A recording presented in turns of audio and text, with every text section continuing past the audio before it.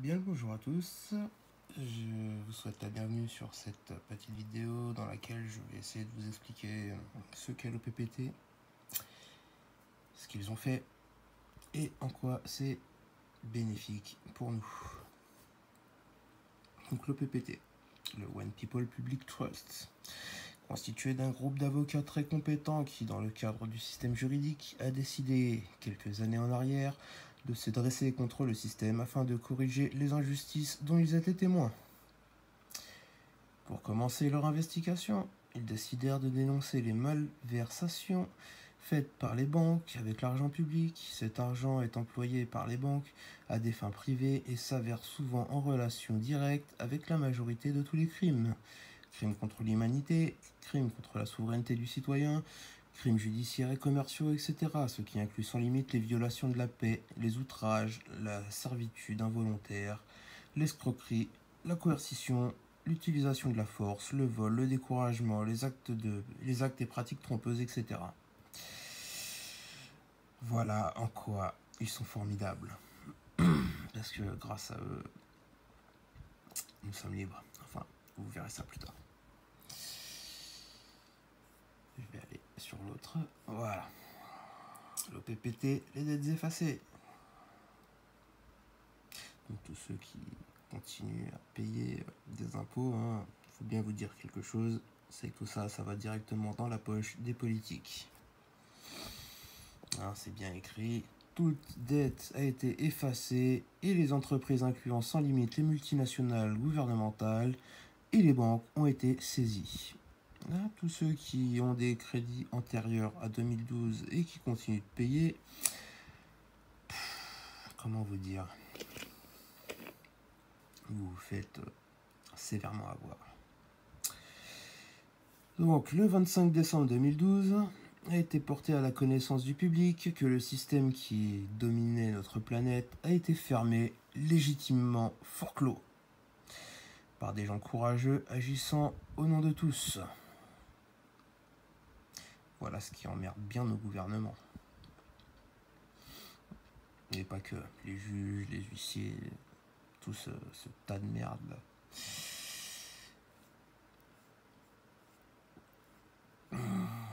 Oui, parce que maintenant, les juges jugent à titre personnel, donc c'est à titre personnel qu'on peut se retourner contre eux, grâce à l'OPPT encore une fois.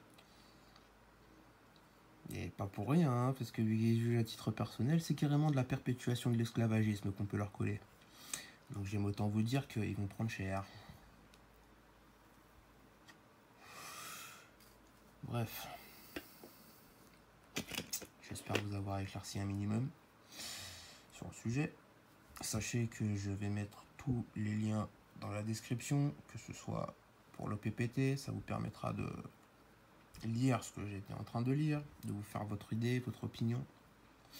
Je vais mettre aussi en lien les avis de courtoisie et les avis de renonciation que nous ont gentiment fournis l'OPPT.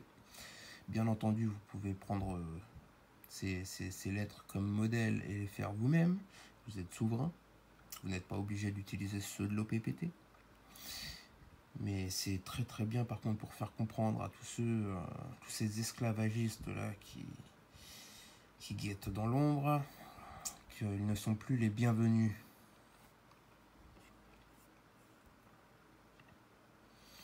Je vais aussi vous mettre des liens qui vous...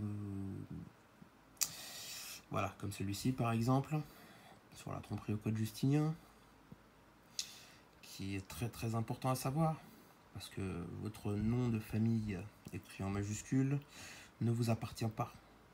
Ça appartient à l'état civil. Et pourquoi en majuscule? Tout simplement parce que ce n'est pas du français. C'est considéré comme du latin de cuisine, aussi dit latin dégradé. C'est une langue pour les morts. Pourquoi pour les morts? Eh bien parce que l'État français, comme tous les autres États, se servent du certificat de naissance que vos parents apportent à la mairie pour vous dupliquer virtuellement, créer un homme de paille de vous qui... Cet homme de paille est leur esclave éternel. Donc à vous de savoir différencier l'être humain de l'homme de paille. Et surtout, le plus important, d'oublier cet homme de paille. Parce qu'on vous a bien dit depuis votre plus tendre enfance que vous vous appeliez monsieur, madame ou mademoiselle un tel. On ne vous a pas dit votre homme de paille s'appelle un tel et vous vous appelez votre prénom.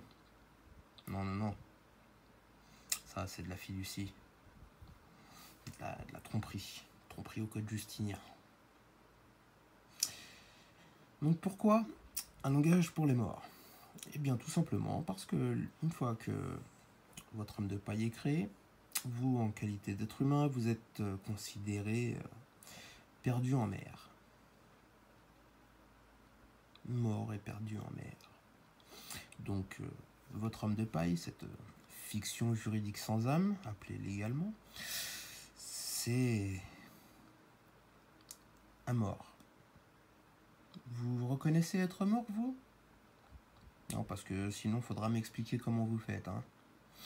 Moi, personnellement, je suis un être humain fait de chair, de sang et d'os et doté par la grâce du Créateur d'une âme, me permettant de différencier le bien du mal. Voilà, donc cette fiction juridique sans âme est appelée aussi personne morale. Pourquoi personne? Bien parce qu'une personne n'est personne. Donc je vais vous laisser tout ça dans la description et j'espère que vous allez prendre le temps de le lire, de vous renseigner parce qu'il y a tout à y gagner, vraiment tout. Vous allez comprendre comment on se fout de vous depuis votre plus tendre enfance. En espérant vous avoir été utile et en vous souhaitant une excellente journée. Blessed les amis, prenez soin de vous et des autres.